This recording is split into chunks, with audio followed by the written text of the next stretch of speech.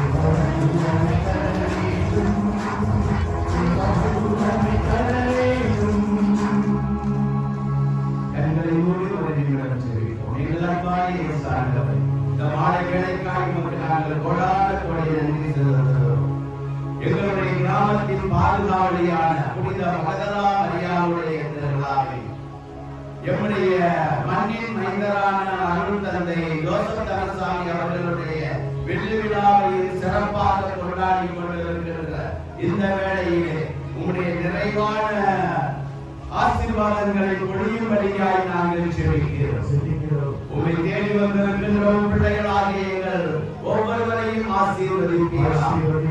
பெருமையான கரங்களோடு எங்களை திருப்பி அனுப்பாதே. உம்மை தேடி வந்தவர்கள் அனைவரையும் நீர் ஆசீர்வதித்து அனுப்பியதை போல இந்த ஆலயத்திற்கு வந்திருக்கின்ற ஒவ்வொருவரையும் உடைய ஆசீர்வாத நிரப்பி அனுப்புகிறார். எங்களுடைய துன்பங்கள், வேதனைகள், வியாதிகள், கஷ்டங்கள் அனைத்திலிருந்து விடுதலை தருகிறார்.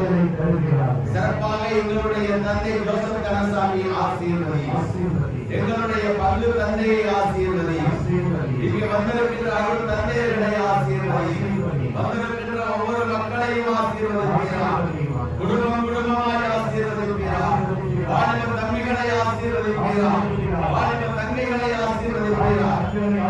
சிறுவர் சிறுமிகளை ஆசீர்வதிக்கிறார். குழந்தைகளை நீர் ஆசீர்வதிக்கிறார்.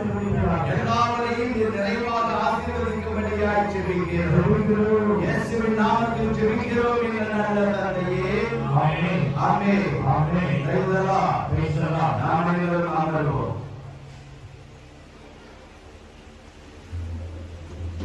இயேசுவில் அன்பான சகோதர சகோதரிகளே, நம்முடைய பங்கு தந்தை அவர்கள் தொடக்க உரையிலே 2 ஆளுமைகளை குறித்து மிக சிறப்பாக முன்னுரையிலே சொன்னார்.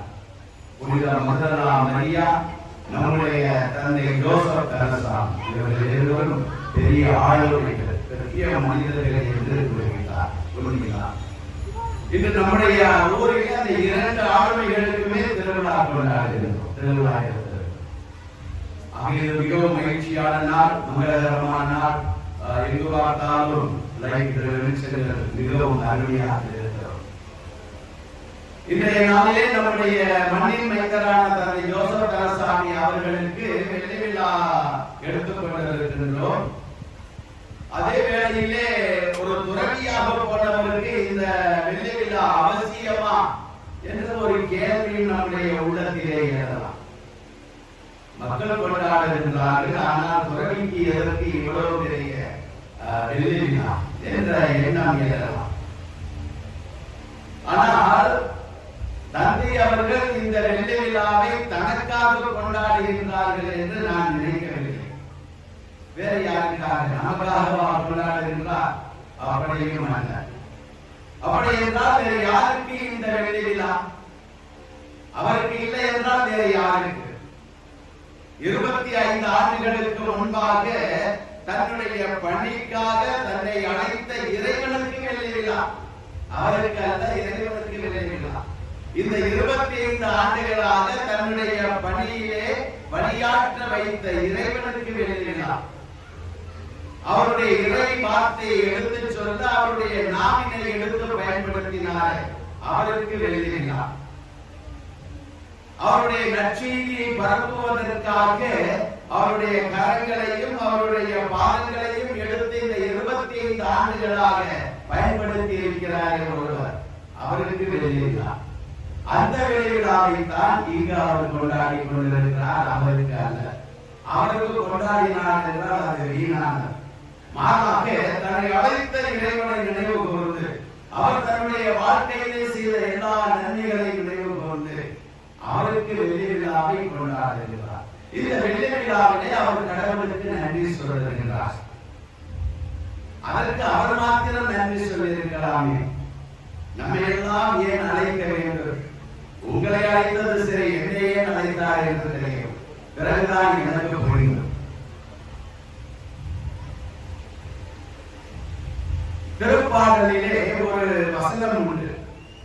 ஆண்டவரே, நீர் எனக்கு செய்த நன்மைகளை நினைவு கூர்ந்து உமக்கு நான் நன்றி செலுத்த வேண்டும் என்றால், நீர் உயிரோடு இருக்கின்ற நாட்கள் எல்லாம் நான் உயிரோடு இருந்தால் தான் உமக்கு நன்றி செலுத்த முடியும், நன்றி சொல்லி முடிக்க முடியும்.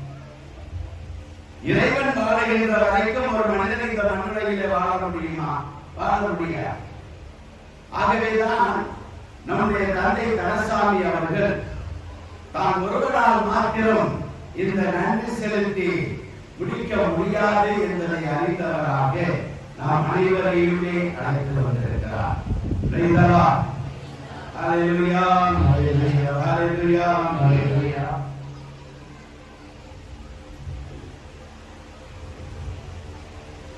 இரண்டாவதாக தொடக்க நூலிலே 12வது அதிகாரத்திலே கடவுள் ஆபிரகாமை அழைத்தார். உங்கள் எல்லாருக்கும் தெரியும். ஆபிரகாமை அழைத்த பொழுது கடவுள் ஒன்று சொல்லுகின்றார், நீ உன்னுடைய தேசத்தையும் உன்னுடைய இனத்தாரையும் உன்னுடைய தந்தை வீட்டாரையும் விட்டு நான் காட்டுகின்ற தேசத்துக்கு நீ செல்ல வேண்டும். அப்படி சென்றால் உனக்கு நான் ஆசீர்வாதங்களை வழங்குவேன்.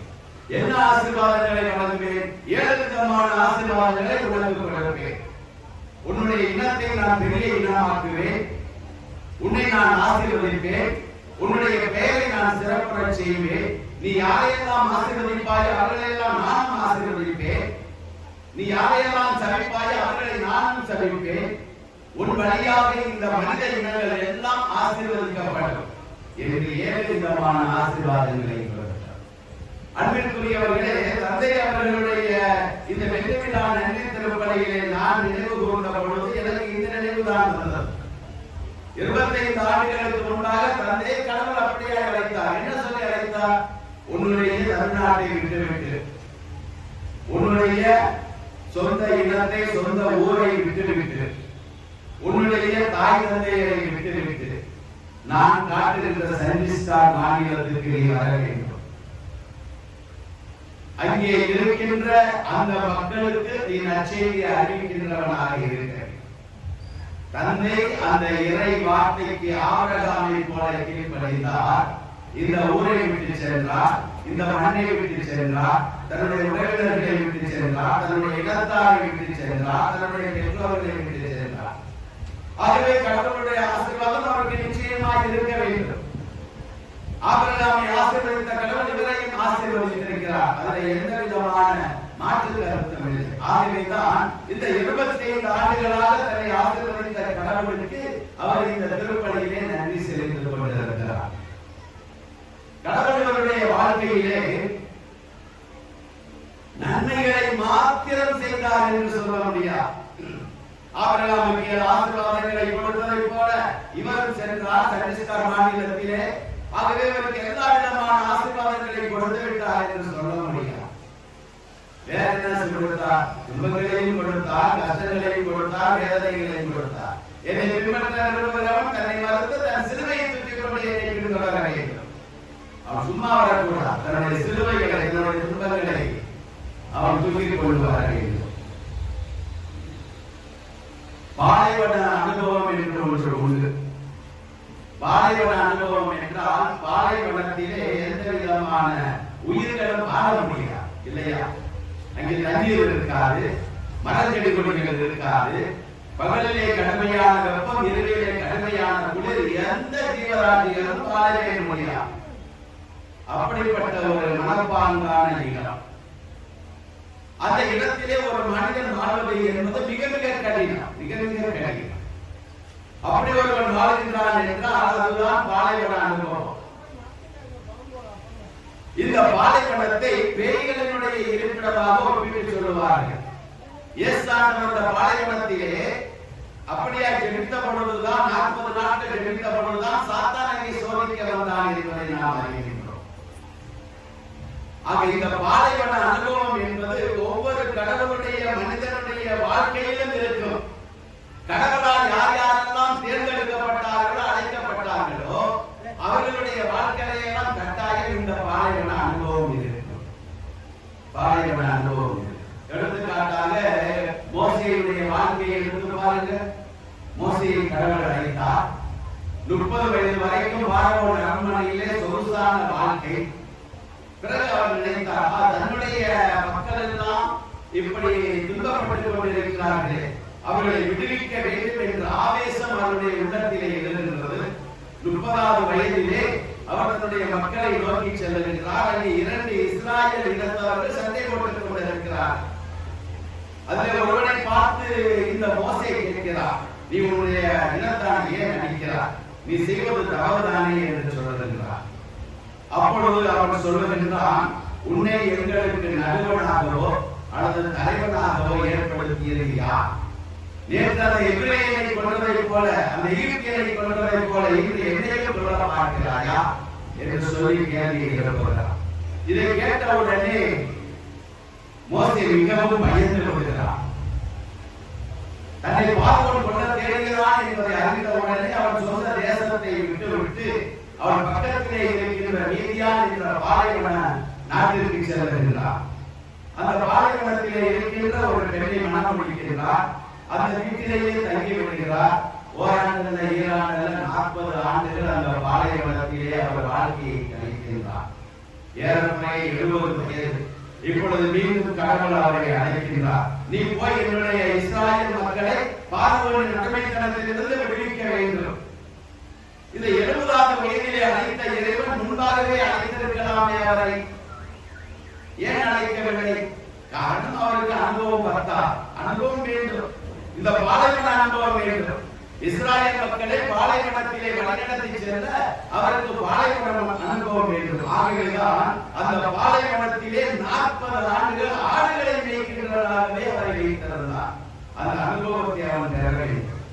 40 ஆண்டுகள் அனுபவத்தை பெற்றவர்களே கடவுள் மோசேயை அழைத்து சொல்லுகிறார், இப்பொழுது நீ அதற்கு தகுதியானவன், என் மக்களை விடுவித்து அழைத்து செல்ல நீ தகுதியானவன் என்று சொல்லி அவரை அனுப்புகின்றார்.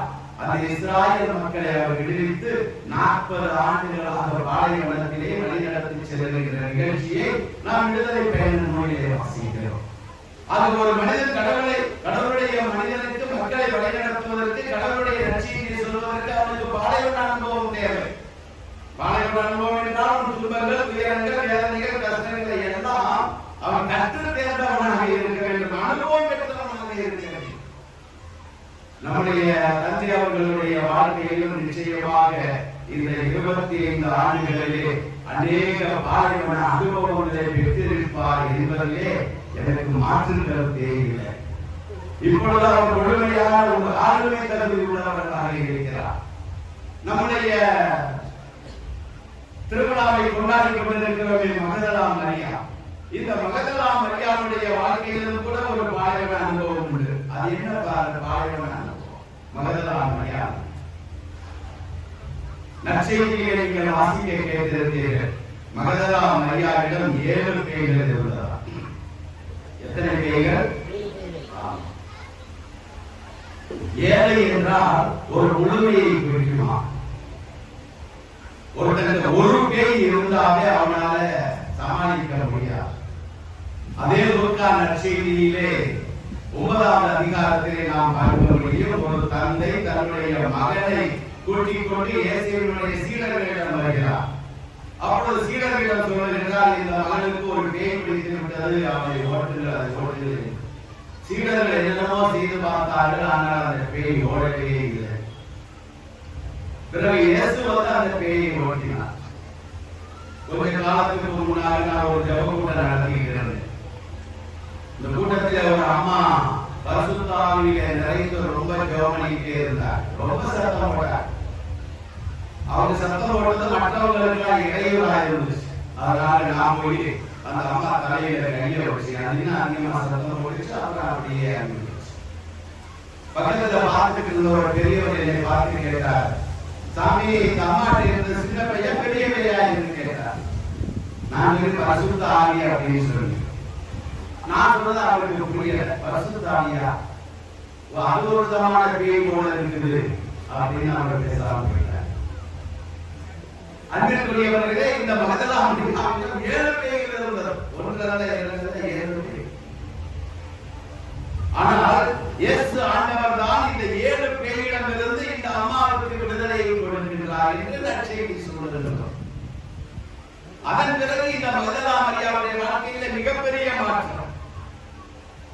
இந்த 7 பேயினாலே துன்பப்பட்டால் இந்த வாழ்க்கை முழுவதும் இருளிலிருந்து வெளிச்சத்திற்கு வருகிறார். துன்பமான வாழ்க்கையிலிருந்து இன்பமான வாழ்க்கை, மகிழ்ச்சியான வாழ்க்கை. தன்னை இந்த 7 பேய்களிடமிருந்து விடுவித்த தேவனுக்கு தன்னையே கொடுத்து விடுகின்றார், தன்னையே அர்ப்பணிக்கின்றார்.